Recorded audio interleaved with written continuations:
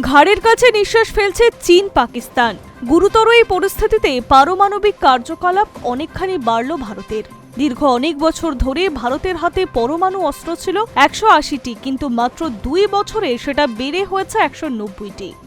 শুধু তাই নয়, দেশের সামরিক খাতে খরচের পরিমাণ আগের তুলনায় বিপুল পরিমাণ বাড়িয়েছে মোদী সরকার।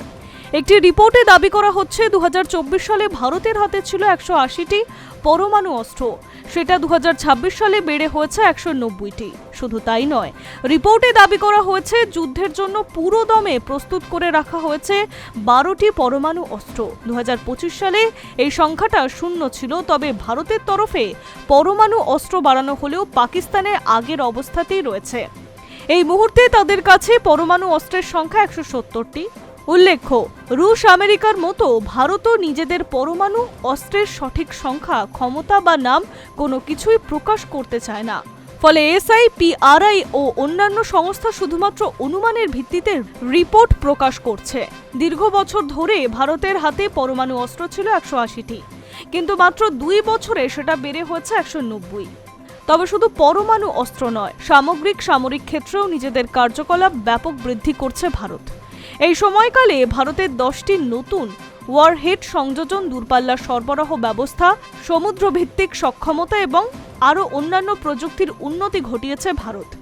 আসলে নয়াদিল্লির পারমাণবিক আধুনিকীকরণ পরিকল্পনা এখন চীনকে কেন্দ্র করে আবর্তিত হচ্ছে। বর্তমানে আমেরিকা ও রাশিয়ার সঙ্গে পাল্লা দিয়ে নিজেদের পরমাণু অস্ত্রের ভান্ডার বাড়াতে শুরু করেছে চীন। SIPRI এর মতে চীনের কাছে বর্তমানে 620টি ওয়ারহেড রয়েছে।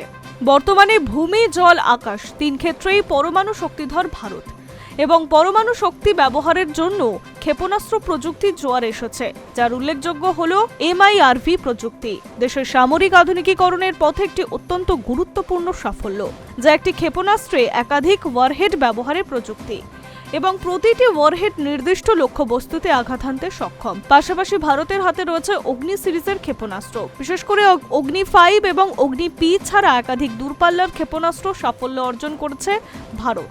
তবে ভারত নিজের পরমাণু শক্তি বাড়ালেও দেশের পরমাণু নীতি একেবারে স্পষ্ট। ভারত তার পরমাণু অস্ত্র প্রথম ব্যবহার করবে না। Hi News network.